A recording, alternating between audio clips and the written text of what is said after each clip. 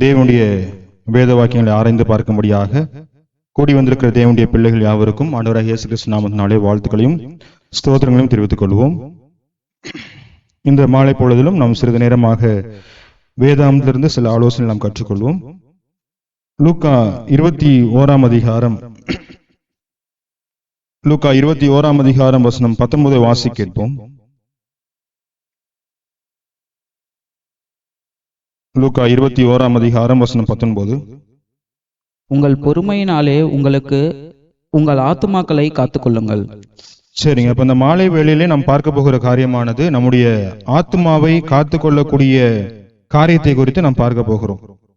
அப்ப இந்த உலகத்துல வாழ்கின்ற நாம் யாவரும் பிரயாசப்படுவது எல்லாம் எதற்காக என்று பார்க்கும் பொழுது நம்முடைய ஆத்மாவை அழிவிலிருந்து காப்பாற்றுவதற்காக தான் நாம் யாவரும் பிரயாசப்பட்டு கொண்டிருக்கிறோம். அப்ப இந்த இம்மையிலே நாம் கொண்டிருக்கிற இந்த சரீரமானது ஒரு நாளிலே உருவழிந்தும் ஒரு நாள்ல மண்ணுக்கு மண்ணாக சென்றுவிடும். இதனால் எந்த விதமான பிரயோஜனம் இல்லை என்பதை நாம் அநேக முறை வாசித்திருக்கிறோம். அப்ப உங்க முன்னாடி நான் நிற்கும் பொழுது இந்த சரீரமானது ஒரு காணக்கூடிய சரீரம். இந்த சரீரம் நிச்சயமாகவே அழிந்துவிடும். இது என்னை பரலோகத்துக்கு கொண்டு செல்லாது என்பதை நாம் யாவரும் அறிந்திருக்கிறோம். அப்ப நம்முடைய ஆத்மாவை நாம் எந்த அளவுக்கு நாம் காப்பாற்ற வேண்டும், நம்முடைய ஆத்மாவை நாம் எப்படி பரிசுத்தப்படுத்த வேண்டும், நம்முடைய ஆத்மாவை அழிவிலிருந்து காப்பாற்றுவதற்காக நாம் என்னென்ன குணாதிசயங்களை உடையவர்களாக இருக்க வேண்டும் என்பது குறித்து நாம் சில நேரமாக பார்ப்போம். அப்ப நம்முடைய ஆத்மாவை காத்துக்கொள்ள வேண்டும் என்று சொல்லும் பொழுது அதில் முக்கிய பங்களிப்பது என்ன என்று பார்த்தோம் என்று சொன்னால் 19 வசனத்துல உங்கள் பொறுமையினால் உங்கள் ஆத்மாக்களை காத்துக்கொள்ளுங்கள். அப்ப இது ஒரு வகையான காரியமா இருக்கிறது. அப்போ நம்முடைய ஆத்மாவை காப்பாற்றிக் கொள்வதற்கு நமக்கு பொறுமை எனக்கூடிய ஒரு குணாதிசயமானது மிகுந்த அவசியமா இருக்கிறது. ஏன் சொன்னோம்னா நிறைய நேரங்கள்ல நாம் பாவம் செய்வது எதனால என்று பார்க்கும் பொழுது பொறுமை இல்லாம கோபப்படுவதனாலேயோ, பொறுமை இல்லாம அவங்க மேல தேவையில்லாம எரிச்சல் அடைவதனாலேயோ இப்படி நம்முடைய காரியங்களை நாம் இழந்து செல்கிறோம். அப்போ நாம் பொறுமையா இருந்தோம் என்று சொன்னால் நிச்சயமாகவே நாம் இங்க நம்முடைய ஆத்மாவை காப்பாற்றிக் கொள்ள முடியும். நம்ம அலுவலகங்களும் சரி, நம்ம பள்ளிக்கூடத்திலும் சரி, இல்ல நம்ம வீட்லயும் சரி, பெற்றோர் நம்மளை கடிந்து கொள்றாங்க அப்படின்னு சொன்னா நம்ம உடனே என்ன ஆகுது, நம்ம எல்லாரும் ஈஸியா ஏற்றுக்கொள்றோமா இல்ல கோவப்படுறோமா? நமக்குள்ள ஒரு கோபம் வருது. ஏன் வருது? அப்ப அதை ஏற்றுக்கொள்ளக்கூடிய மனப்பக்குவம் இல்லாதபடினால நாம் என்ன செய்றோம், கோபம் கொள்றோம். அப்ப அந்த கோபம் கொள்வதனால நாம் அங்கே நம்முடைய ஆத்மாவை அழிப்பதற்கு நாம் ஒரு காரணமா இருக்கிறோம். அப்ப நம்ம சகித்துக் கொள்வதற்கு நமக்கு முதலாவது என்ன வேணும்? பொறுமையானது நமக்கு அவசியமா இருக்கிறது. அநேக நேரங்கள்ல ஷார்ட் டெம்பரா இருப்பாங்க. சொன்ன அடுத்த செகண்ட் கோவப்படுவாங்க, சொன்ன அடுத்த செகண்டே அவங்க முறைக்க ஆரம்பிப்பாங்க, சொன்ன அடுத்த செகண்டே அவங்க எரிச்சல் அடைவாங்க. அப்ப இதெல்லாம் நம்முடைய ஆத்மாவை நிச்சயமாக அழித்து விடும். அப்ப நம்முடைய ஆத்மாவை அழிவிலிருந்து காப்பாற்ற வேண்டும் என்று சொன்னால் நாம் மிகுந்த பொறுமையாய் இருக்க வேண்டும். அப்ப தேவனானவர் நம்ம மேல் மிகுந்த பொறுமையா இருக்கிறார். நம்ம 2 பேர்ல வாசிக்க முடியும். வாசிப்போம். 2 பேர்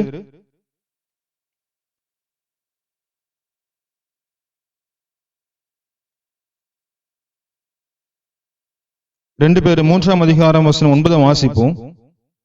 தாமதிக்கிறார் என்று சிலர் எண்ணுகிறபடி கர்த்தர் தமது வாக்குத்தத்தத்தை குறித்து தாமதமாயிராமல் ஒருவரும் கெட்டு போகாமல் எல்லாரும் மனம் திரும்ப வேண்டும் என்று விரும்பி நம்மேல் நீடிய பொறுமை உள்ளவராய் இருக்கிறார்.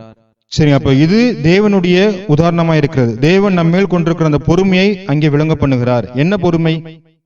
அப்ப பொறுமையினுடைய நிலைமையானது என்ன? பொறுமை என்று சொல்லும் பொழுது நாம் அவருக்கு விரோதமாய் அவ்வளவு பாவங்களை செய்தும், தேவனுக்கு விரோதமாய் அவ்வளவு துன்மார்க்கமான செயல்களை செய்தும் தேவன் நம்மேல் அன்பாயிருந்து நாம் கெட்டு போகாமல் நாம் காப்பாற்றப்படுவதற்காக அவர் நம்மேல் இன்னும் பொறுமையா இருக்கிறார். அப்ப அதுதான் ஒரு பொறுமையின் குணாதிசயமா இருக்கிறது. அப்ப நாம் அந்த அளவுக்கு பொறுமையா இருந்தோம் என்று சொன்னால் நிச்சயமாக நம்முடைய ஆத்மாவை நீங்கள் நானும் காப்பாற்ற முடியும். அப்ப நம்முடைய ஆத்மாவை நாம் இந்த உலகத்தில் இருக்கும் பொழுதே காப்பாற்றிக் கொள்வதற்காக நாம் எந்த அளவுக்கு பிரயாசப்பட்டு நம்முடைய ஆத்மாவை காப்பாற்ற முடியுமோ அந்த அளவுக்கு காப்பாற்ற வேண்டும். அதற்கு முக்கியமான பங்களிப்பா இருப்பது பொறுமையான ஒரு குணாதிசயம். அப்ப அந்த குணாதிசயங்கள்ல நீங்கள் என்ன செய்ய வேண்டும்? வளர்ந்து பெருக வேண்டும். அப்ப பொறுமை தேவன் நமக்கு எப்படி ஒரு முன்னுதாரணமாக காட்டியிருக்கிறான்னு பார்க்கும் பொழுதுதான் தேவன் நம் அநேக முறை பாவம் செய்தும் கூட தேவன் நம்மேல் அன்பாயிருக்கிறார், நம்மேல் பொறுமையா இருக்கிறார். நமக்கு விரோதமாய் யாராவது தவறு செஞ்சுட்டாங்கன்னா நம்ம என்ன செய்யறோம், உடனே அடுத்த செகண்ட் கோவப்படுறோம், அவங்க மேல எரிச்சல் ஆயிடுறோம், அவங்களுக்கு விரோதம் துன்மார்க்கமான செயல்களை செய்வதற்கு நம்ம பிரயாசப்படுறோம். ஆனா தேவன் என்ன செய்யல? அப்படி செய்யல. தேவன் நம்மேல் பொறுமையா இருக்கிறார். எதற்காக? நாம் எல்லோரும் மனம் திரும்ப வேண்டும் என்பதற்காக. அப்ப அப்படிப்பட்ட பொறுமையை நீங்கள் நானும் தரித்து கொண்டிருக்கிறோமா? அப்படி கொண்டிருந்தோம் என்று சொன்னால் நிச்சயமாகவே நம்முடைய ஆத்மாவை நம்ம அழிவிலிருந்து காப்பாற்றிக் கொள்ள முடியும். கோபம் கொள்வதனாலேயோ இல்லை எரிச்சல் அடைவதனாலேயோ நமக்கு என்ன பயன் இருக்கு? எந்த பயனுமே இல்லை. நம்ம நிச்சயமா நம்ம அழிச்சு விடுவோம். பூமிக்குரிய சரீரத்தை அழிச்சு விடுவோம், ஆவிக்குரிய காரியத்திலும் நம்முடைய ஆத்மாவை அழித்து போடுவோம். ரோமர் 3ஆம் அதிகாரம் வசனம் 25 வாசிப்போம். ரோமர் 3ஆம் அதிகாரம் வசனம் 25. தேவன் பொறுமையாயிருந்த முற்காலத்தில் நடந்த பாவங்களை தாம் பொறுத்து கொண்டதை குறித்து தம்முடைய நீதியை காண்பிக்கும் பொருட்டாகவும் தாம் நீதியுள்ளவரும் இயேசு கிறிஸ்துவினிடத்தில் விசுவாசமாய் இருக்கிறவனை நீதிமான் ஆக்குகிறவராய் விளங்கும்படி இக்காலத்திலே தமது நீதியை காண்பிக்கும் பொருட்டாகவும். அப்ப நாம் அவ்வளவு துன்மார்க்கமான கிரியிலே செய்தும் கூட தேவன் நம்மை காப்பாற்றுவதற்காக, நம்மை மீட்கும்படியாக நம்மேல் மிகுந்த பொறுமையாய் இருந்திருக்கிறார். அப்படிப்பட்ட குணாதிசயங்களில் நீங்கள் நானும் எப்பொழுது வளர்ந்து பெருக போகிறோம்? அப்படி வளர்ந்தோம் என்று சொன்னால் நிச்சயமாகவே நாம் நம்முடைய ஆத்மாவை அழிவிலிருந்து காப்பாற்றிக் கொள்ள முடியும். நம்முடைய வாழ்நாள்ல எல்லா நாளும் சந்தோஷமா போறதில்ல. ஒரு நாள் துக்கம் இருக்கு, ஒரு நாள் பாடு இருக்கு, ஒரு நாள் மகிழ்ச்சியான காலமும் இருக்கு. இப்படி மாறி மாறி தேவன் நமக்கு அனுமதித்துக் கொண்டிருக்கிறார். பிரசங்கி 3ஆம் அதிகாரத்தில் வாசிக்கும் பொழுது ஒவ்வொருவற்றுக்கும் ஒவ்வொரு காலம் உண்டு. அப்ப தேவன் எல்லா நாளையும் சரிசமமா வைக்கிறது இல்ல. ஒரு நாள் ரொம்ப ஹாப்பியா இருக்கும், ஒரு நாள் என்ன பண்றோம், ரொம்ப ஒரு கஷ்டத்துல மாட்டிக்கிறோம். அப்படி எல்லா நேரங்களிலும் நாம் எப்படி கையாள வேண்டும் என்பதில் நீங்கள் நானும் கவனமா இருக்க வேண்டும். நமக்கு ஒரு வாழ்க்கையில ஒரு பிரச்சனையை சந்திக்கிறோம் அப்படின்னு சொல்லும் பொழுது அதை நம்ம அந்த சிச்சுவேஷனை எப்படி ஹேண்டில் பண்றோம் அப்படின்ற காரியங்கள்ல மிகுந்த கவனமா இருக்கணும். ரோமர் 5ஆம் அதிகாரம் வசனம் 3 வாசிங்க. ரோமர் 5ஆம் அதிகாரம் வசனம் 3. அது மாத்திரமல்ல, உபத்திரவம் பொறுமையையும், பொறுமை பரீட்சையையும், பரீட்சை நம்பிக்கையையும் உண்டாக்குகிறது என்று நாங்கள் அறிந்து. 4ஆம் வசனம் வாசிப்போம். உபத்திரவங்களிலேயும் மேன்மை பாராட்டுகிறோம். அப்போ நமக்கு உபத்திரவம் வரும் பொழுது நமக்கு என்ன கற்றுக் கொடுக்கிறது? எப்படி அதை பொறுமையாய் கையாள வேண்டும் என்பதை அங்கே நமக்கு கற்றுக் கொடுக்கிறது. அப்ப அதுல வளர வேண்டும் என்று சொன்னால் நாம் உபத்திரவத்தை ஏற்றுக்கொள்ள வேண்டும். உபத்திரவத்தை நிராகரிக்க கூடாது. உபத்திரவம் வரும் பொழுது அந்த சிச்சுவேஷன்ல எப்படி நம்ம ஹேண்டில் பண்ண போறோம் அப்படின்றத குறித்து நம்ம என்ன அதிகமாய் கற்றுக்கொள்ள வேண்டும். அப்ப உபத்திரவம் தான் நமக்கு என்ன செய்யுது? பொறுமையை உண்டாக்குகிறது. பொறுமை பரீட்சை உண்டாக்குறது, பரீட்சை நம்பிக்கையை உண்டாக்குறது என்று நாம் அறிந்து அதை என்ன செய்ய வேண்டும்? ஏற்றுக்கொள்ள வேண்டும். ரோமர் 12ஆம் அதிகாரம் வசனம் 12 வாசிங்க. ரோமர் 12ஆம் அதிகாரம் வசனம் 12. நம்பிக்கையிலே சந்தோஷமாயிருங்கள், உபத்திரவத்திலே பொறுமையாயிருங்கள், ஜபத்திலே உறுதியாய் தரித்திருங்கள். அப்ப இப்படியாக நாம் உபத்திரவம் வரும் பொழுது, நமக்கு பாடுகள் வரும் பொழுது நம்ம என்ன செய்யணுமா? அதை பொறுமையாய் கையாள வேண்டும். அதில் பொறுமையாய் இருக்க வேண்டும். நம்முடைய வாழ்க்கையில் நமக்கு ஏதாவது பிரச்சனை வந்தோன்னு என்ன செய்யறோம்? ஏதோ ஒரு டென்ஷன் ஆயிடுறோம். டென்ஷன் என்ன பண்ண மாட்டோம்? எதுவும் ப்ராப்பரா யோசிக்க மாட்டோம். அடுத்து கோபம் கொள்றோம், மற்றவங்களை எரிச்சல் ஆயிடுறோம், நம்ம வீட்டுக்குள்ளேயே சண்டை போட்டுக்கிறோம். இப்படி பெரிய பிரச்சனை தொடர்ந்து போய்கொண்டே இருக்கிறது. அப்ப நமக்கு உபத்திரவங்கள் வரும் பொழுது அந்த உபத்திரவங்களை ரொம்ப பொறுமையா இருந்து, ரொம்ப கவனமா இருந்து அதை எப்படி நாம் கடந்து செல்ல வேண்டும், எப்படி நாம் மேற்கொள்ள வேண்டும். நாம் அந்த உபத்திரவத்துல வரும்பொழுது நம்ம கோவப்பட்டோம், நம்முடைய ஆத்மாவை அழிச்சு விடுறோம், நம்முடைய சரீரத்தை என்ன பண்றோம்? அழித்திடுறோம். அப்ப இதெல்லாம் கவனமா இருந்து என்ன செய்யணும்? ஒவ்வொன்றாய் கவனித்து பார்க்க வேண்டும். அந்த உபத்திரவத்துல நீங்கள் என்ன செய்யணும்? பொறுமையா கையாள வேண்டும். அப்ப பொறுமையில ஒரு மிகப்பெரிய உதாரணத்தை குறித்து பார்க்கும் பொழுது, யோபுவானவர் தான் உபத்திரப்படும் பொழுது அந்த உபத்திரத்தை எப்படி சகித்தாரு? யோபு 1ஆம் அதிகாரம் வசனம் 21, 22 வாசிங்க. யோபு 1ஆம் அதிகாரம் வசனம் 21, 22. நிர்வாணியாய் என் தாயின் கர்ப்பத்திலிருந்து வந்தேன், நிர்வாணியாய் அவ்விடத்துக்கு திரும்புவேன். கர்த்தர் கொடுத்தார், கர்த்தர் எடுத்தார், கர்த்தருடைய நாமத்துக்கு ஸ்தோத்திரம் என்றான். இவை எல்லாவற்றிலேயும் யோபு பாவம் செய்யவும் இல்லை, தேவனை பற்றி குறை சொல்லவும் இல்லை. அப்போ ஒவ்வொரு முறையும் நம்ம யோபுவை குறித்து வாசிக்கும் பொழுது நம்ம ரொம்ப அப்படியே கேஷுவலா வாசிட்டு போயிடுறோம். ஆனா அது நம்ம செய்ய முடியுதான்னு பார்க்கும் பொழுது நம்ம நிச்சயமா அவ்வளவு ஈஸியா நம்ம சொல்ல முடியாது. ஆனா இருந்தாலும் யோபுவானவர் மிகுந்த தைரியமா இருந்திருக்கிறார், மிகுந்த தெளிவா இருந்திருக்கிறார், கவனமாய் இருந்திருக்கிறார். அவ்வளவு உபத்திரங்கள் வந்தும் கூட யோபுவானவர் ஒரு பாவம் செய்யாதவராய் தன்னை காத்து கொண்டிருக்கிறார். எப்படி அவரால் அவ்வளவு பெரிய உபத்திரவத்தை, அவ்வளவு பெரிய சோதனை எப்படி ஈஸியா சகிக்க முடிந்தது? எப்படி பாவம் செய்யாம தன்னை காத்துக்கொள்ள முடிந்தது? அவருக்கு இருந்த ஒரே விசுவாசம். அந்த 21ஆம் வசனம் வாசிக்கும் பொழுது கர்த்தர் கொடுத்தார், கர்த்தர் எடுத்தார். அப்ப அந்த ஒரு அடிப்படையான ஒரு விஷயம் நமக்குள்ளாக இருந்தது என்று சொன்னால் எவ்வளவு பெரிய உபத்திரம் வந்தாலும் செய்ய மாட்டோம். நம்ம கலங்கணும் அவசியம் கிடையாது. ஏன் கிடையாது? ஏன்னா நம்ம எதுவும் கொண்டு வந்ததும் இல்லை, எதுவும் கொண்டு போவதும் இல்லை. நம்ம எதுவும் சகிக்க வேண்டிய சகிக்கிறோம்னு சொல்லும் பொழுது நாம் சம்பாதித்த காரியங்களை நாம் சகிக்கல. தேவன் தான் நம்ம கொடுத்திருக்கிறாரு, தேவன் அதை எடுக்கிறார் என்பதை நாம் உணர்ந்து கொள்ள வேண்டும். அப்ப அப்படிப்பட்ட பொறுமையில் யோபுவானவர் மிகுந்த கவனமாயிருந்து வளர்ந்து நமக்கு முன்மாதிரியாக இங்கு யோபுவானவர் இருக்கிறார். வேதாமத்துல பொறுமை என்று சொன்னாலே யோபு குறித்து தான் சொல்லப்படுகிறது. அப்ப அவ்வளவு நற்சாட்சியை நல்பெயரை அங்கே யோபுவானவர் எடுத்திருக்கிறார். அப்ப நீங்கள் நானும் அதுபோல உபத்திரங்கள் வரும் பொழுது நாம் பொறுமையாய் கையாளுவதற்கு நாம் என்ன செய்ய வேண்டும்? யோபுவை நினைத்து பார்க்க வேண்டும். நமக்கு சின்ன சின்ன கஷ்டங்கள் தான் வருது, ஆனா யோபுக்கு என்ன செய்யல? அவ்வளவு சின்ன சின்ன கஷ்டங்கள்லாம் வரல. தன்னுடைய குடும்பத்தை இழப்பதற்கான காரியமும் அங்கே வந்தது. தான் சேர்த்து வைத்த செல்வமும் அழிந்து போனது. கடைசியில் தன்னுடைய பிள்ளைகளும் மரித்து போனார்கள். தன்னுடைய மனைவியும் தன்னை குறை சொல்லுகிற அளவுக்கு அங்கே ஒரு சம்பவம் நடந்தது. இருந்தாலும் யோபுவானவர் பொறுமையாயிருந்தார். அப்ப இப்படி உபத்திரவங்கள்ல பொறுமையா இருக்க அங்கே நாம் நம்முடைய ஆத்மாவை அழிவிலிருந்து காப்பாற்றுகிறோம். அப்ப நாம் எதிர்காலத்திலே நித்திய ஜீவனை சுதந்திரத்துக் கொள்வதற்காக நாம் நம்முடைய ஆத்மாவை என்ன செய்ய வேண்டும்? ஒவ்வொரு நாளும் காப்பாற்ற வேண்டியது அவசியம். பாவம் செய்யாமல் காப்பாற்றுவதற்காக நீங்கள் நானும் பிரயாசப்பட வேண்டும். நாம் சந்திக்கின்ற ஒவ்வொரு உபத்திரவங்களையும் மேற்கொள்வதற்கு பலத்தை தேவனிடத்தில் செய்ய வேண்டும், கேட்க வேண்டும். இப்படியாக நாம் எல்லா நேரங்களிலும் மிகுந்த கவனமா இருக்க வேண்டும். 1 பேதுரு 2ஆம் அதிகாரம் வசனம் 20-21 வாசிங்க. சகிக்கணும்னு சொல்லும் பொழுது நாம் எப்படிப்பட்ட காரியங்களை சகிக்க வேண்டும், என்ன செய்து சகிக்க வேண்டும் பாருங்க. நீங்கள் குற்றம் செய்து அடிக்கப்படும் போது பொறுமையோடு சகித்தால் அதனால் என்ன கீர்த்தி உண்டு? நீங்கள் நன்மை செய்து பாடுபடும் போது பொறுமையோடு சகித்தால் அதுவே தேவனுக்கு முன்பாக பிரீதியா இருக்கும். இதற்காக நீங்கள் அழைக்கப்பட்டும் இருக்கிறீர்கள். ஏனெனில் கிறிஸ்துவும் உங்களுக்காக பாடுபட்டு நீங்கள் தம்முடைய அடிச்சுவடுகளை தொடர்ந்து வரும்படி உங்களுக்கு மாதிரியை பின்வைத்து போனார். சரிங்க, நான் சகிக்கிறோம் அப்படின்னு சொல்லும் பொழுது நாம் பொறுமையில வளர்கிறோம், பொறுமையில நாம் வளர்ந்து பெறுகிற ஒரு வாய்ப்பா இருக்கிறது. ஆனால் என்ன செய்து சகிக்க வேண்டும்? நான் ஒரு கொலை செஞ்சுட்டு மற்றவங்க போலீஸ்காரங்க அடிக்கிறாங்க அப்படின்னு சொல்லும் பொழுது நான் பொறுமையா இருக்கிறேன், நான் உங்களை எதிர்த்து பேசல அப்படின்றது பெருமையான விஷயமா? அல்லது நான் பாவம் செய்யாம குற்றம் செய்யாமலே நான் சகிக்க வேண்டுமா? குற்றம் செய்யாமல் நான் சகிப்பதுதான் அங்கே மிகுந்த மேன்மையா இருக்கிறது. நான் பாவம் செய்து அதனால் தண்டிக்கப்படும் பொழுது நான் இப்ப பொறுமையா இருந்தேன்னா அதனால எந்த யூஸுமே இல்லை என்று இங்க தேவன் சொல்லுகிறார். அப்ப நாம் குற்றம் செய்யாமல் நாம் என்ன செய்ய வேண்டும்? சகிக்க வேண்டும். எந்த விதமான பாவம் செய்யாமல் சகிக்க வேண்டும். அப்படி செய்து நன்மை செய்து பாடுபடும் பொழுது அது நம்மை மேன்மைப்படுத்துகிறது. அப்ப இது போல நாம் எல்லா நேரங்களிலும் வளர்ந்து பெறுவதற்காக என்ன செய்ய வேண்டும்? அதிகமாய் பிரயாசப்பட வேண்டும். நாம் பொறுமையாய் வளர்வது ரொம்ப அவசியமா இருக்கிறது. நமக்கு வரக்கூடிய சோதனை ஜெயிக்க வேண்டியது என்ன செய்து மிகுந்த அவசியமா இருக்கிறது. ரோமர் 12ஆம் அதிகாரம் வசனம் 12 வாசி கேட்போம். ரோமர் 12ஆம் அதிகாரம் வசனம் 12. நம்பிக்கையிலே சந்தோஷமாயிருங்கள், உபத்திரவத்திலே பொறுமையாயிருங்கள், ஜெபத்திலே உறுதியாய் தரித்திருங்கள். அப்ப நாம் இப்படியாக எல்லா நேரங்களிலும் என்ன செய்ய வேண்டும்? மிகுந்த பொறுமையிலே நாம் வளர்ந்து பெருக வேண்டியது அங்கே அவசியமா இருக்கிறது. அப்ப யோபுவை குறித்து பார்க்கும் பொழுது யோபுவானவர் தன்னை வந்த எல்லா சோதனையிலும் அவர் வெற்றி பெற்றார், ஜெயம் பெற்றார். அப்படி பெற்று அவர் நற்சாட்சியை பெற்றுக்கொண்டார். யாக்கோபு 1ஆம் அதிகாரம் வசனம் 12-13 வாசிப்போம். யாக்கோபு 1ஆம் அதிகாரம் வசனம் 12-13.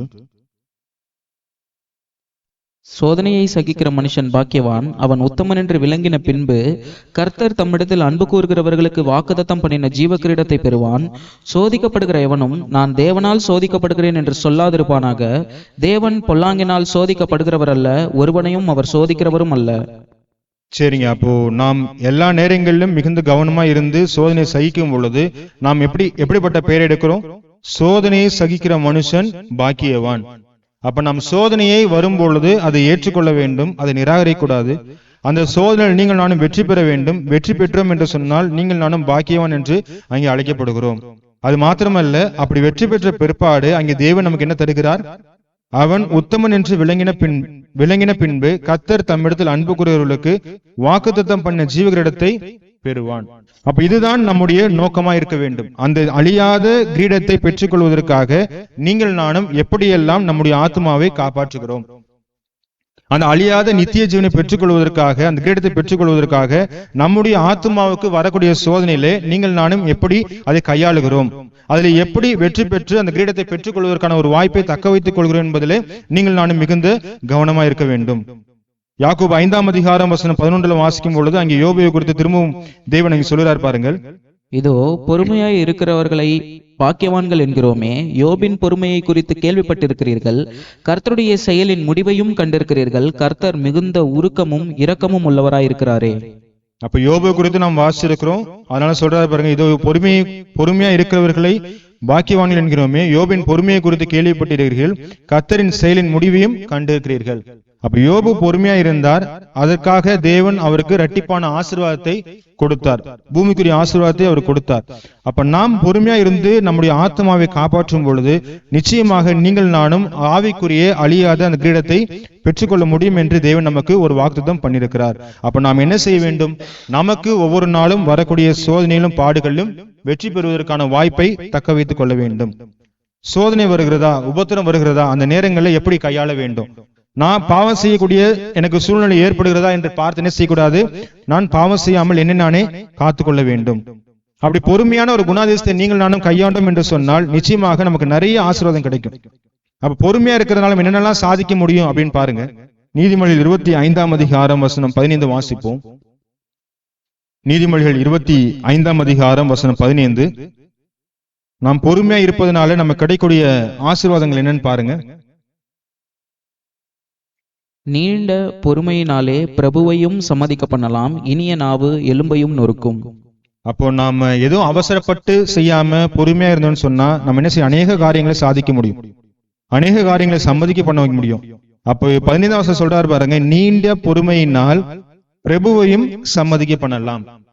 அப்போ ஒரு அதிகாரி கிட்ட நம்ம போகும்பொழுது நமக்கு ஏதோ ஒரு காரியம் நம்ம சாதிக்கணும், ஏதோ ஒரு நன்மை நமக்கு கிடைக்கணும் அப்படின்னு சொல்லும் பொழுது நம்ம எனக்கு அவரை தெரியும் இவரை தெரியும் அப்படின்னு பெருமையா பேசணும்னா என்ன பண்ணுவாங்க? உடனே அடுத்த செகண்ட் வெளியே போன்னு சொல்லிட்டு அனுப்பிச்சு விட்டுருவாங்க. அப்ப நாம் பொறுமையா இருக்கும் பொழுது அங்கே நம்ம தயவை அங்கே தேவன் நமக்கு காண்பிக்கிறார். அப்ப பொறுமையினால பிரபு என்ன பண்ணலாம்? ஓகேன்னு சொல்ற அளவுக்கு நம்ம என்ன பண்ண முடியும்? சம்மதிக்க பண்ண வைக்க முடியும் அப்படின்னு தேவன் நமக்கு சொல்றார். அப்ப இப்படிப்பட்ட பொறுமையை நீங்கள் நானும் ஒரு குணாதிசயத்தை வளர்ந்து பெருக வேண்டியது அங்கே அவசியமா இருக்கிறது. அப்போ பிரசங்கி 7ஆம் அதிகாரம் வசனம் 8 வாசிக்கும் பொழுது எப்படிப்பட்ட குணாதிசயம் வேண்டும்? ஒரு காரியத்தின் துவக்கத்தை பார்க்கிலும் அதன் முடிவு நல்லது, பெருமை உள்ளவனை பார்க்கிலும் பொறுமை உள்ளவன் உத்தமன். அப்போ நாம் எந்த ஒரு விஷயத்தை எடுத்துக்கொண்டாலும் அந்த காரியத்தின் துவக்கத்தை பார்க்கிலும் முடிவு நல்லது. ஒரு சிலர் பாத்தீங்கன்னா நான் எல்லாத்தையும் செஞ்சிருவேன்னு சொல்லிட்டு என்ன பண்ணுவாங்கன்னா அதுல ஒண்ணு இதுல ஒண்ணு இதுல ஒண்ணு எல்லாத்தையும் ஸ்டார்ட் பண்ணுவாங்க. ஆனா கடைசியில் என்ன செய்ய முடியாது? முடிக்க முடியாது. ஏன் முடிக்க முடியாது? பெருமையா இருக்கிறவர்களுக்கு தேவன் எதிர்த்து இருக்கிறார். அப்ப யாருக்கு தேவன் அங்கே உதவி அளிக்கிறார் என்று பார்க்கும் பொழுது பெருமையுள்ளவனை பார்க்கலும் பொறுமையுள்ளவன் உத்தமன். அப்ப பொறுமையை நாம் கையாள வேண்டும், பொறுமையை நாம் வளர்ந்து பெருக வேண்டும். பெருமையை காட்டிலும் என்ன செய்யணும்? பொறுமையா இருக்க வேண்டியது அங்கே அவசியமா இருக்கிறது. லூக்கா 8ஆம் அதிகாரம் வசனம் 15 வாசிப்போம். லூக்கா 8ஆம் அதிகாரம் வசனம் 15.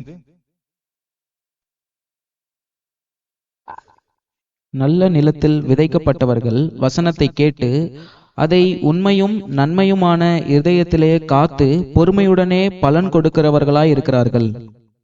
சரிங்க. அப்ப ஏன் நல்ல நிலத்தில் விழுந்த அந்த விதைக்கப்பட்டவர்களால எப்படி நல்ல பலனை கொடுக்க முடிந்தது அப்படின்னு பார்க்கும் பொழுது அவங்க என்ன செய்யறாங்க?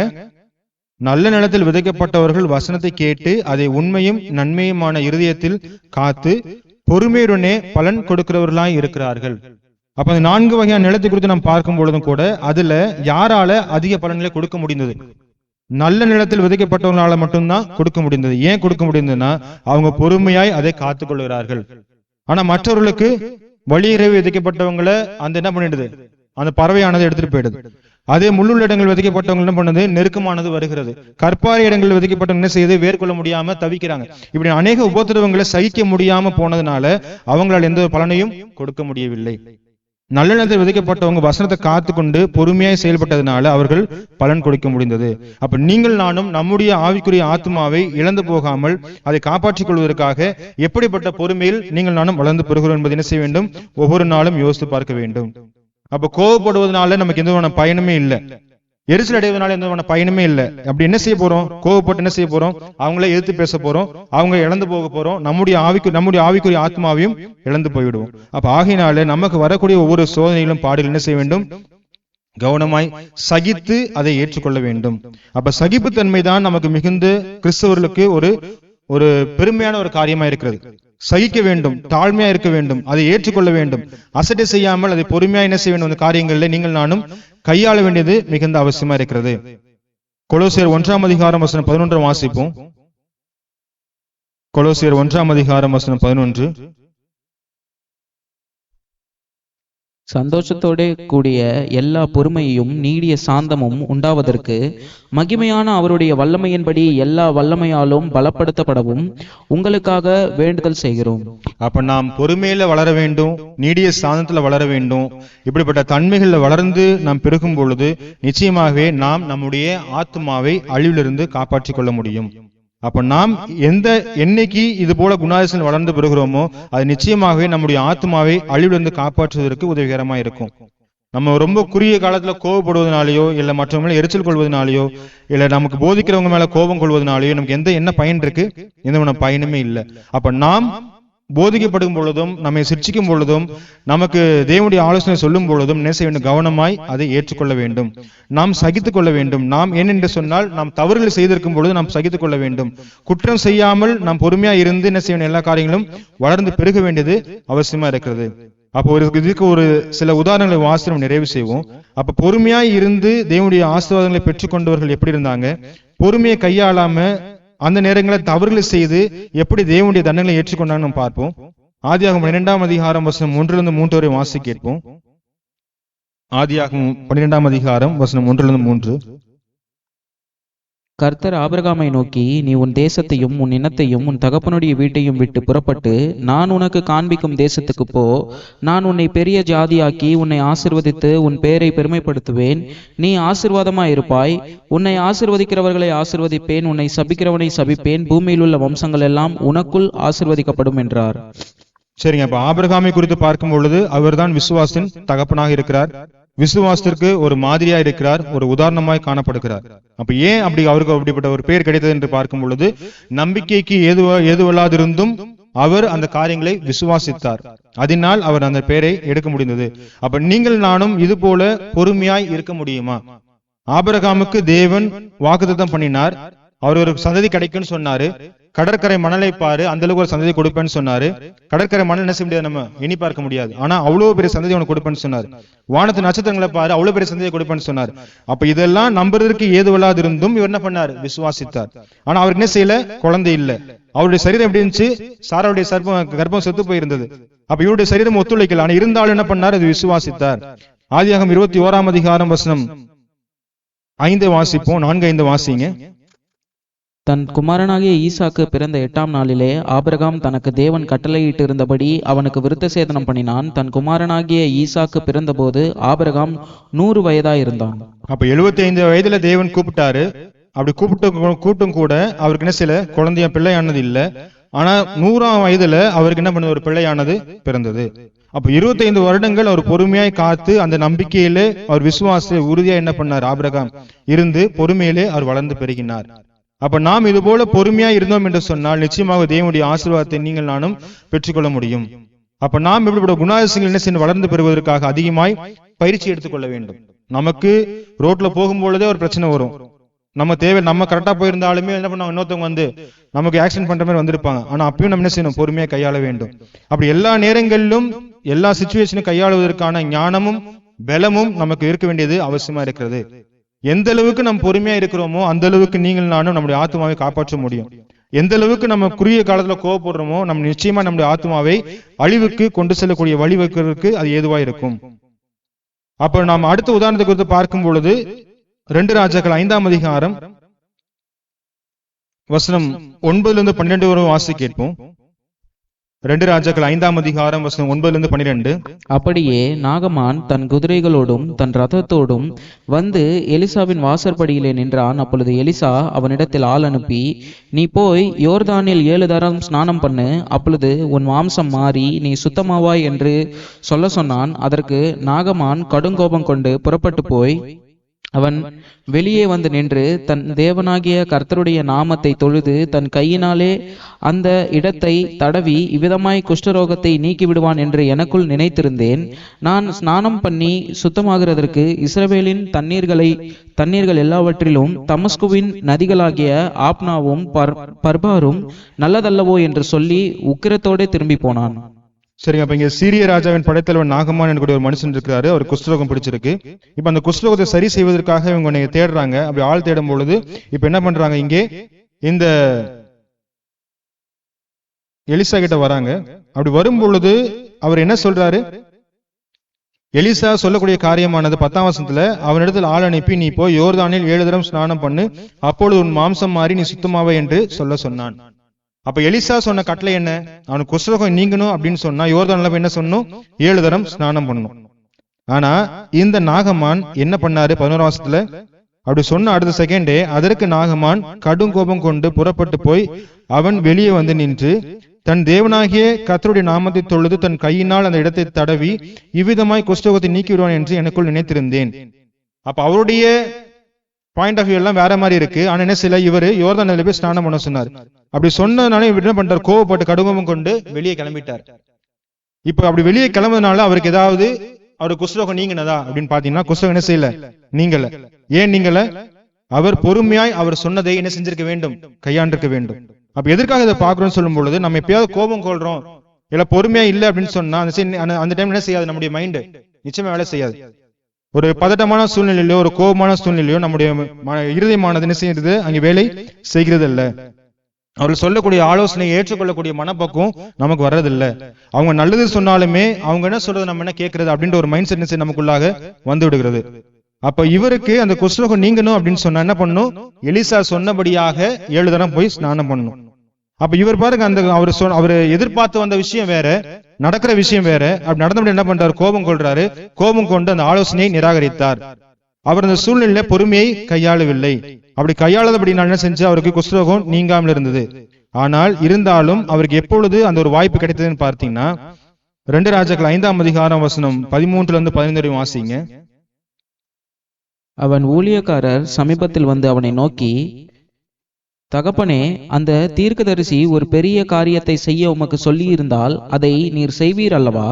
ஸ்நானம் பண்ணும், அப்பொழுது சுத்தமாவீர் என்று அவர் உம்மோடே சொல்லும் போது அதை செய்ய வேண்டியது எத்தனை அதிகம் என்று சொன்னார்கள். அப்பொழுது அவன் இறங்கி தேவனுடைய மனுஷன் வார்த்தையின்படியே யோர்தானில் 7 தரம் முழுகின போது அவன் மாம்சம் ஒரு சிறு பிள்ளையின் மாம்சத்தை போல மாறி அவன் சுத்தமானான். அப்பொழுது அவன் தன் கூட்டத்தை எல்லாம் தேவனுடைய மனுஷனிடத்துக்கு திரும்ப வந்து அவனுக்கு முன்பாக நின்று, இதோ இஸ்ரவேலில் இருக்கிற தேவனை தவிர பூமி எங்கும் வேறே தேவன் இல்லை என்பதை அறிந்தேன். இப்பொழுதும் உமது அடியேன் கையில் இந்த காணிக்கையை வாங்கி கொள்ள வேண்டும் என்றான். சரி, அப்போ இந்த எலிசா சொன்ன அடுத்த செகண்டே ஒரு கடுங்கோபம் கொள்றாரு. கடுங்கோபம் கொண்டது மாத்திரமல்ல, 12ஆம் வசனம் கடைசி பாகத்துல வாசிக்கும் பொழுது எப்படி போனாரு? உக்கிரகத்தோட திரும்பி போனான். அப்போ இந்த நேரங்கள்ல அவர் ஏன் எந்த ஒரு விஷயத்தையும் சிந்திக்க முடியல? ஏன் அவர் சொன்ன ஆலோசனை ஏற்றுக்கொள்ள முடியல? அப்ப நமக்குள்ளாக இது போல ஆலோசனைகள் சொல்லப்படும் பொழுது நாம் கோபம் கொண்டோம்னு சொன்னா என்ன செய்யாது? நம்முடைய இருதயமானது இங்கே வேலை செய்கிறது இல்ல. அவங்க சொல்லக்கூடிய நன்மையான காரியங்களை ஏற்றுக்கொள்ளக்கூடிய மனப்போக்கம் நமக்கு வருகிறது இல்ல. அப்ப என்ன செய்யறோம்? பொறுமையா அதை யோசித்து பார்க்கும் பொழுதுதான் அங்கே நமக்கு ஒரு தெளிவானது காணப்படுகிறது. 13ஆம் வசனத்துல அவங்களுடைய ஊழியக்காரர் திரும்ப வந்து என்ன பண்றாங்க சொல்றாங்க, அவங்க கிட்ட சொல்றாங்க, தகப்பனே, அந்த தீர்க்கதரிசி ஒரு பெரிய காரியத்தை செய்ய உமக்கு சொல்லியிருந்தால் அதை செய்வீர் அல்லவா? அப்ப ஒரு பெரிய விஷயங்களை சொன்னா கூட நீங்க ஈஸியா செஞ்சிருப்பீங்க. என்ன செய்யணும்? இதை ஸ்நானம் பண்ணுன்னு சொன்னாரு, நீங்க செய்ய போயிட்டு ஃபாலோ பண்ணுங்கன்னு சொல்றாங்க. அப்போ இதுல இவனு சின்ன விஷயத்தை கூட அவர் நிதானித்து பார்க்கக்கூடிய அந்த ஒரு பொறுமையானது அவர் என்ன செய்யல, அவருக்கு இல்ல. அப்ப எதுக்காக இதை பார்த்தோம்னு சொன்னா, நம்ம இது மாதிரி பொறுமையா இல்லாம சடனா கோவப்படும் பொழுது நமக்கு எந்த விதமான பயனுமே கொடுக்கறது இல்ல. நமக்கு அழிவுதான் நமக்கு நிச்சயமாய் காத்திருக்கிறது. அப்ப எப்பொழுது நாம் பொறுமையா இருந்து அதை சிந்தித்து பார்த்து அதை ஏற்றுக்கொள்கிறோமோ அப்பொழுது நமக்கு நல்ல செயல்கள் நமக்கு கிடைக்கிறது. 14ஆம் வசனத்துல அவர் என்ன பண்ணாரு? திரும்ப வார்த்தையின்படியே போய் யோர்தானில் 7 தரம் முழுகின போது அவன் மாம்சம் ஒரு சிறு பிள்ளையின் மாம்சத்தை போல மாறி அவன் சுத்தமானான். அப்ப கோபப்படுவதனால் எந்த விதமான பயனுமே இல்லை. ஒரு ஷார்ட் டெம்பர் ஆகுறதுனால எந்த விதமான பயனுமே இல்லை. எரிசல் அடைவதனால எந்த ஒரு பயனுமே இல்லை. உக்கிரத்தோட திரும்பி போனாலும் ஒரு பயனுமே இல்லை. எப்பொழுது அவங்க சொல்றத பொறுமையா ஏற்றுக்கொண்டு சகித்து கொண்டு அந்த காரியங்களை செய்கிறோமோ நிச்சயமாக நமக்கு ஒரு நல்ல பலன் கிடைக்கும். நம்முடைய ஆத்மாவை அழிவிலிருந்து நீங்கள் நானும் காப்பாற்றிக் கொள்ள முடியும். அப்ப இப்படியாக நீங்கள் நானும் நம்முடைய வாழ்க்கையிலே, பூமிக்குரிய வாழ்க்கையிலே நாம் வாழ்ந்து முடிக்கிற நாள் வரைக்கும் எப்படியெல்லாம் நாம் பொறுமையா வாழ்ந்து உபத்திரத்துல பொறுமையா சகிக்க முடியுமோ அந்த அளவுக்கு சகிக்கும் பொழுது நிச்சயமாக நம்முடைய ஆவிக்குரிய ஆத்மாவை காத்துக்கொள்ள முடியும். பூமிக்கு வேலை கோபம் கொள்வதனால நம்முடைய சரீரத்தை மாய்த்துக் கொள்றோம். நம்முடைய சரீரத்தை நம்ம ஏதாவது சேதப்படுத்திக் கொள்கிறோம். நம்முடைய மற்ற மக்களுடைய காரியங்களுக்கு முன்னாக நம்முடைய நற்பெயரை கெடுத்துக் கொள்கிறோம். அப்ப இப்படிப்பட்ட காரியங்களை செய்யாம பொறுமையா இருந்து பொறுமையை சகித்து உபத்திரங்களை சகித்து மேற்கொள்ளும் பொழுது நிச்சயமாக நம்முடைய ஆத்மாவை காப்பாற்றிக் கொள்ள முடியும். அப்ப கோபம் கொள்வதனால நமக்கு எந்த விதமான யூஸுமே கிடையாது. கோபம் கொள்வதனால எந்த விதமான சிந்தனையும் நமக்கு சிந்திக்க முடியாது. கோபம் கொள்வதனால என்ன செய்யறோம்னு பாருங்க.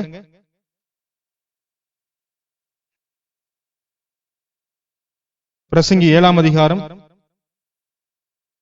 வசனம் 9 வாசிங்க. உன் மனதில் சீக்கிரமாய் கோபம் கொள்ளாதே, மூடரின் நெஞ்சத்தில் கோபம் குடிகொள்ளும். அப்ப நாம் சீக்கிரமாய் நம்முடைய இருதயத்தில் என்ன செய்யக்கூடாது? நம்ம கோபத்தை ஏற்படுத்திக் கொள்ளக்கூடாது. அப்படி கோபம் கொள்றவங்க யாரா இருப்பாங்க? மூடனாய் இருப்பாங்க. சங்கீதம் 4ஆம் சங்கீதம் வசனம் 4 வாசிப்போம். சங்கீதம் 4 வசனம் 4. நீங்கள் கோபம் கொண்டாலும் பாவம் செய்யாதிருங்கள், உங்கள் படுக்கையில் உங்கள் இருதயத்திலே பேசிக்கொண்டு அமர்ந்திருங்கள். அப்ப கோபம் கொள்ளும் பொழுது நமக்கு அடுத்த செகண்ட் என்ன செய்யறோம்? பாவம் தான் செய்வோம். ஒரு நீதியான காரியத்தை, ஒரு செம்மையான காரியத்தை நீங்கள் நானும் நிச்சயமா செய்ய முடியாது. கோபம் கொள்வதனால நமக்கு ஒரு தெளிவான ஒரு நிலைமையானது நமக்கு தெரியாது. ஒரு மனநிலையில இருக்க மாட்டோம். ஒரு கோபம் கொள்வதனால நம்ம ஒரு சரியான மனநிலைமையில் இருந்தா மாத்திரம்தான் நம்ம என்ன செய்ய முடியும்? நன்மையான காரியங்களை செய்ய முடியும். அப்படி இல்லாதபடினால எரிச்சல் அடைந்து பாவம் செய்து நம்முடைய ஆத்மாவை அழித்துக் கொள்கிறோம். பூமிக்கிறவைகள் நம்முடைய சரீரத்தையும் அங்கே மாய்த்துக் கொள்கிறோம். அப்ப தேவனுடைய பிள்ளைகளே, நாம் இன்று கற்றுக்கொண்ட பிரகாரமாக நாம் கடைசி வரைக்கும் நம்முடைய ஆத்மாவை காப்பாற்றிக் கொள்வதற்காக எப்படி பிரயாசப்பட வேண்டும்? ஒரு பொறுமையான குணாதிசத்தில் நாம் எந்த அளவுக்கு வளர்ந்து பெறுகிறோமோ அது நிச்சயமாகவே நம்ம கடைசி வரை நமக்கு உதவிகரமா இருந்து நம்முடைய ஆத்மாவை அழிவிலிருந்து காப்பாற்றுவதற்கு அது நமக்கு கை கொடுக்கும். அப்ப நாம் இந்த உலகத்துல வாழும் பொழுது தேவன் நமக்கு எல்லா வகையான காலங்களையும் வைத்திருக்கிறார். நம்ம எல்லா நேரங்களிலுமே சந்தோஷமா வாழ்ந்துட்டு போகணும்னு நினைக்க கூடாது. நிச்சயமாக தேவன் ஒரு நாள் சந்தோஷத்தை கொடுப்பாரு, ஒரு நாள் உபத்திரத்தும் கொடுப்பார். எல்லா காலமும் மாறி மாறி தான் வரும். அப்படி வரும் பொழுதும் கூட அந்த காலங்களில் நாம் எப்படியாக கையாளுகிறோம் என்பதுதான் தேவன் நமக்கு ஒரு வாய்ப்பையும் கொடுக்கிறாரு. அப்ப நீங்கள் நானும் கடைசி வரை துன்பங்கள் வந்தாலும் பாடுகள் வந்தாலும் உபத்திரவங்களையும் எல்லா நேரங்களையும் செய்யணும், பொறுமையா இருக்கணும். அப்படி பொறுமையா இல்லாம அதுக்கு ஆப்போசிட்டா கோபம் கொண்டோம்னு சொன்னா நிச்சயமாகவே நாம் அங்கே எல்லாவற்றையும் இழந்து விடுவோம். அது நமக்கு எந்தமான ஒரு பயனுமே கொடுக்காது என்பதை நாம் அறிந்திருக்கிறோம். அப்ப பொறுமையா இருந்து யோபுவை போல இரட்டிப்பான ஆசீர்வாதங்களை பெற்றுக் கொள்வதற்காக என்ன செய்ய வேண்டும்? அதிகமாய் பிரயாசப்பட வேண்டும். ஆகையினாலே கடைசியாக லூக்கா 21ஆம் அதிகாரம் வசனம் 19 வாசல் பிரகாரமாக உங்கள் பொறுமையினாலே உங்கள் ஆத்மாவை காத்துக் கொள்ளுங்கள். அப்ப நம்முடைய ஆத்மாவை நாம் காத்துக்கொள்வதற்காக தினந்தோறும் இப்படிப்பட்ட பிரயாசங்களே நாம் ஏறெடுப்போமாக. எப்படியெல்லாம் அந்தந்த சூழ்நிலையை நாம் கையாள போகிறோம் என்பதற்காக நாம் அதிகமாய் பிரயாசப்படுவோம். யோபுவானவர் கடைசி வரை போராடி அவர் பொறுமையா இருந்து தன்னுடைய சகோதரர், தன்னுடைய சிநேகிதர்கள் தங்களுக்கு விரோதமாய் பேசினாலும் அவர் பொறுமையா இருந்தார். யோபு 42ஆம் அதிகாரம் வசனம் 7 வசனம் 8 பார்க்கும் பொழுது அங்கே அவருடைய சிநேகிதர்கள் அவருக்கு விரோதமாய் ஒரு பொறுமையாய் பேசவில்லை. அவங்களுடைய சிநேகிதர் நிதானமா பேசவில்லை. ஆனா இவர் பொறுமையிலே யோபு என்ன பண்ண? கடைசி வரை கவனமாய் இருந்தார். தேவனுடைய ஆசீர்வாதங்களையும் பெற்றுக்கொண்டார். ஆகினாலே நாம் கோபம் கொள்வதனால எந்த ஒரு பயனுமே இல்லை. பொறுமையா இருந்த தேவனுடைய ஆசீர்வாதங்களை பெற்றுக்கொண்டு நம்முடைய ஆவிக்குரிய வகையில ஆத்மா அழித்து போடாமல் ஒரு நாள் நீங்கள் நானும் அந்த அழியாத கிரீடத்தை பெற்றுக் கொள்வதற்காக அதிகமாக பிரயாசப்படுவோமாக. இதுவரை பொறுமையை கேட்ட உங்களுக்கும் வாய்ப்பு கொடுத்த சபையாருக்கும் வாழ்த்துக்கள், நன்றி தெரிவித்துக் கொள்கிறேன். நன்றி.